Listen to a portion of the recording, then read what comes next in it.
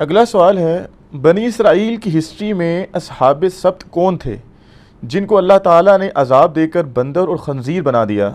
آج کل کے بندر اور خنزیر کیا انہی کی اولاد ہیں؟ اس حوالے سے قرآن و سنت کی روشنی میں بالکل صحیح موقف بیان فرما دیں۔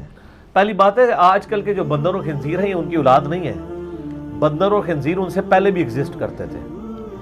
یہ اللہ تعالیٰ نے عبرت کے طور پہ ان کو بندر اور خنزیر بنایا ہے۔ قرآن پاک میں مختلف جگہ کے اوپر اس کا ذکر آیا ہے۔ رہا اصحاب سبت والا معاملہ، اس کی ڈیٹیل تو آئی ہے سورہ الاعراف کے اندر، پوری ڈیٹیل کے ساتھ وہ واقعہ بھی بیان ہوا ہے کہ ان کے ساتھ یہ خنزیر اور بندر والا معاملہ کیوں ہوا۔ وہاں تو خیر بندر کا ذکر ہے، کونوا قردۃ خاسئین، ہم نے کہا کہ تم پھٹکارے ہوئے بندر بن جاؤ۔ وہ بندر اس لیے بنے تھے کہ وہ اپنے دین کے اندر ہیلے بہانے کیا کرتے تھے، یعنی حلال چیزوں کو حرام اور حرام چیزوں کو حلال کرنے کے لیے مختلف طریقے ڈیوائز کرتے تھے۔ جس طرح میں نے بتایا نا کہ فقہ حنفی میں کئی ایک چیزیں ہیلوں کی شکل میں انہوں نے یعنی کی ہوئی ہیں۔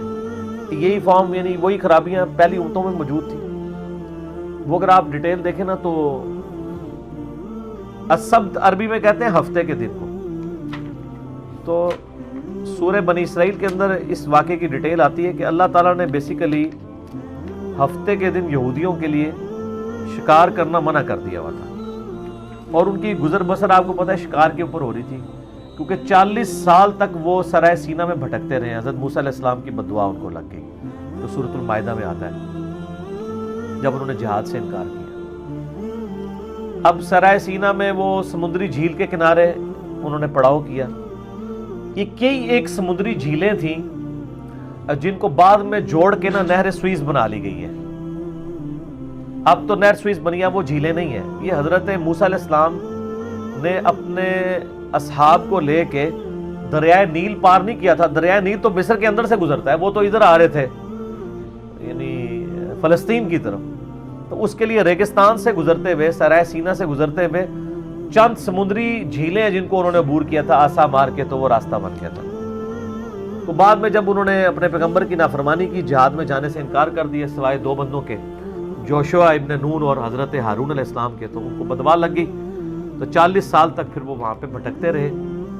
پھر وہ ان 40 سالوں کے اندر جو ریگستان میں نسل پڑھ کے یعنی پل کے جوان ہوئی نا، وہ ریگستان کے ٹف ماحول کی عادی تھی، اور پھر انہوں نے وقت کے پیغمبر سے ریکویسٹ کی کہ جی ہم جہاد کے لیے تیار ہیں، ٹھیک ہے تو ہم جہاد کرتے ہیں۔ پھر انہوں نے جو ہے وہ یروشلم کو فتح کر لیا۔ وہ ایک علیحدہ سے ایک ڈیٹیل ہے۔ یہاں پہ وہ اصحاب سبت کا انہی لوگوں کا، وہ جو 40 سال وہاں پہ بھٹک رہے تھے نا، اس دوران ظاہر ہے کھانے پینے والا معاملہ بھی ان کے ساتھ تھا، تو انہوں نے سمندری جھیل کے کنارے جو ہے نا پڑاؤ ڈالا ہوا تھا۔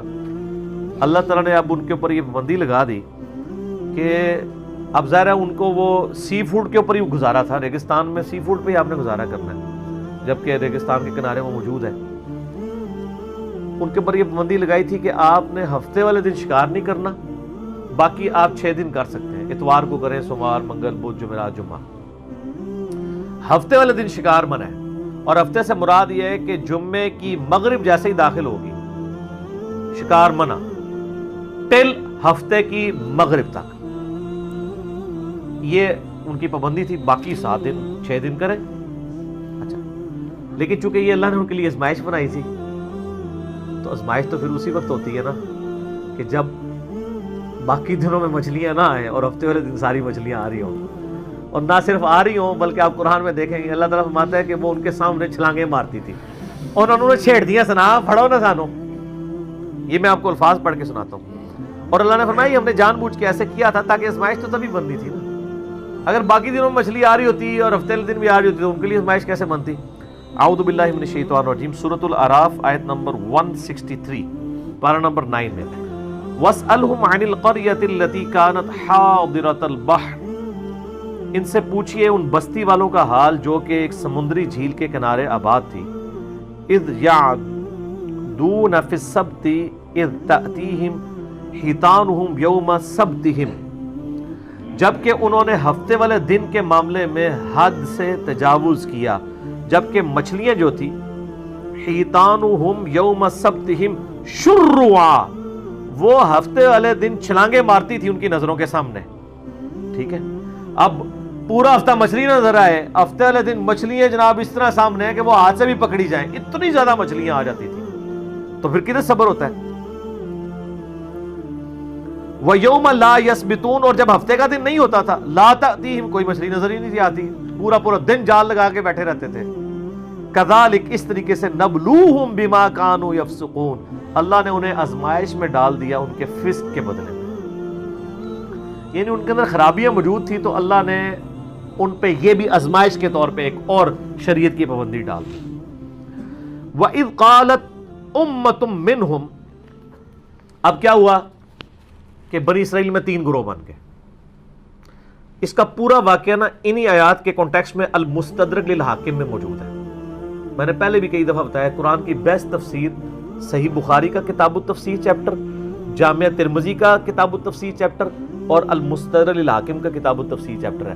اور یہ بات الفوز الکبیر فی اصول تفسیر میں شاہ ولی اللہ دہلوی نے بھی لکھی ہے کہ قرآن کی سب سے بہترین تفسیر 3 حدیث کی کتابوں میں وہ احادیث ہیں جو ان آیات کے شان نزول کے کانٹیکسٹ میں، تو وہ پوری حدیث ابن عباس رضی اللہ تعالیٰ عنہ سے ملتی ہے المستدرک للحاکم میں۔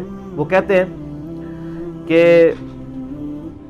ان سے اکرمہ تابعی جو ہیں وہ بیان کر رہے ہیں، 3 گروہ بن کے، وہ فٹن اس میں بیٹھتی ہے، 3 گروہ بن کے۔ ایک گروہ وہ تھا جنہوں نے یعنی یہ ارادہ کیا کہ اب بات یہ کہ تو پورا ہفتہ مچھلی کوئی نہیں آتی ہے، تو انہوں نے یہ کیا کہ انہوں نے ہفتے والے دن جو ہے نا وہ مچھلیاں شکار کرنی شروع کر دی، اور انہوں نے ہلا یہ کیا کہ اللہ تعالیٰ تو مچھلی کھانے سے منع کیا ہے نا، ہم شکار ہفتے کو کر لیں گے، اس دن روزہ ہی رکھیں گے، اتوار دن کھول لیا کریں گے روزہ، ٹھیک ہے۔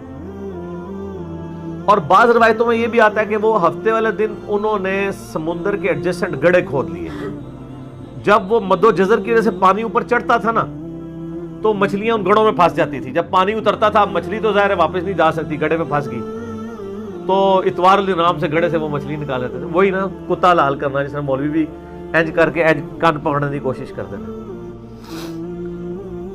تو وہ 3 گروہ بن گئے، ایک گروہ نے تو یہ کام شروع کیا، دوسرا گروہ تھا جو ان کو روکتا رہا کہ بچ جاؤ اللہ کا عذاب آ جائے گا، جو ہم بھی کر رہے ہوتے ہیں آپ لوگوں کے ساتھ کہ خدا کے لیے آپ کو کہیں اور لے جائیں گے یہ۔ اور تیسرا گروہ تھا میٹھی میٹھی باتیں کرنے والا، اپنے اپنے علماء سے پوچھ کے چلیں، کسی کو چھیڑے نہ، اپنا چھوڑے نہ، یہ گروہ بھی تھا ان میں۔ اور وہ اس لیول کا تھا کہ جو سمجھا رہے ہوتے تھے نا وہ ان کو کہتے تھے کیوں سمجھا دیں، انہوں نے نہیں پتا، انہوں نے اپنی قبر ہی جانا ہے۔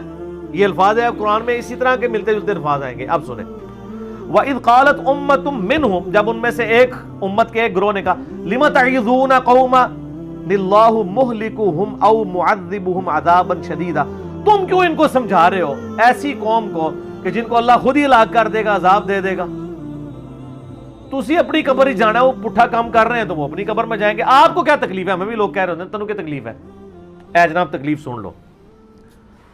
تو وہ قوم کیا کہتی ہے، قالوا معذرۃ الی ربکم، ہم تو صرف اس لیے ان کو سمجھا رہے ہیں کہ ہم اپنے رب کے حضور معذرت پیش کر سکیں کہ یا اللہ ہم نے برائی ہوتے دیکھی تھی تو روکا تھا، گونگے شیطان نہیں بنے تھے، ہم اپنا بچاؤ کرنا چاہتے ہیں کہ اللہ کہ یار تم اہل ایمان تھے، تم مجھ سے محبت کرتے تھے، میرے یعنی نام کے اوپر نافرمانیاں ہو رہی تھیں اور تم میرے نام کا دم بھرتے تھے اور تم نے ان کو سمجھایا نہیں ہے۔ ہائے ہائے،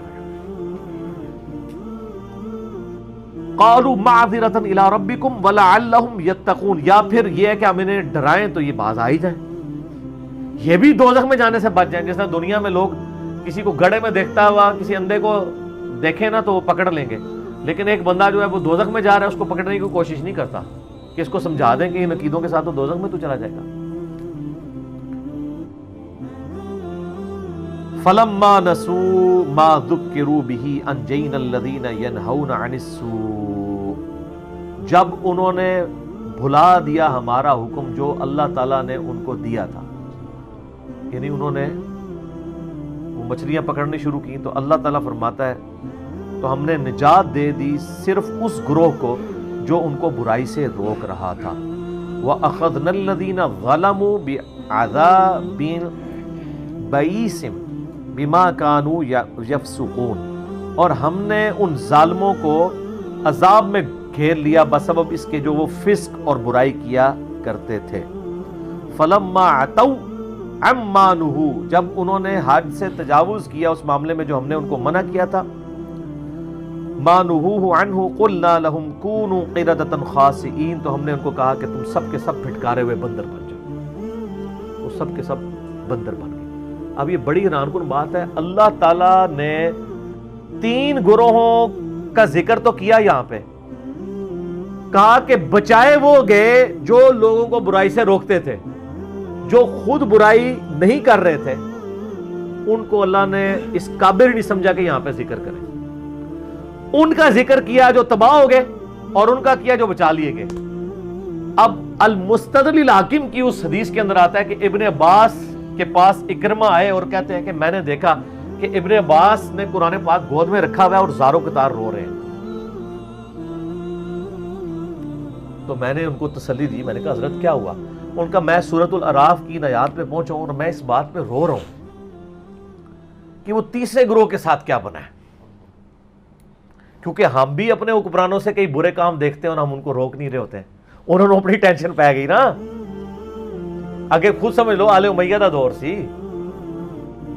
اچھا کربلا ہر جگہ ہی آ جاتی، کیا کریں؟ وہ کہتے ہیں کہ جی وہ رو رہے تھے کہ ہم تو یہ درمیان والی کیٹیگری بنے ہیں. تو کہتے ہیں اکرمہ نے کہا کہ میں نے کہا ابن عباس اس میں رونے والی کون سی بات ہے؟ انہوں نے کہا رونے والی یہ بات ہے کہ قرآن میں یہ تو اللہ نے بتا دیا کہ جو برائی سے روک لیتے ان کو نجات مل گئی، جو برائی کر رہے تھے ان پہ عذاب آ گیا اور وہ بندر بن گئے. اور تیسرے گروہ کے ساتھ کیا بنا ہے؟ ان کو اللہ نے بچایا ہے یا برباد کیا ہے؟ وہ اللہ نے ذکر ہی نہیں کیا. ان کو اپنی ٹینشن پڑ گئی کہ ہمیں بھی چاہیے کہ ہم برائی سے روکیں. اچھا پھر اسی حدیث کے اندر آتا ہے کہ ابن عباس کہتے ہیں کہ جی یہ جو لوگ تھے نا، ان کا بندر ہونے کا کیسے پتا چلا؟ کہ وہ شہر کی ایک فصیل تھی نا، جب یہ لوگ اس شکار سے باز نہیں نہ آئے تو جو منع کرنے والے تھے اور جو دوسرے لوگ تھے وہ دونوں وہ شہر چھوڑ کے وہاں سے کہیں اور چلے گئے سمندری کنارے سے. ان کو پتا تھا اب ان پہ عذاب آ جانا ہے.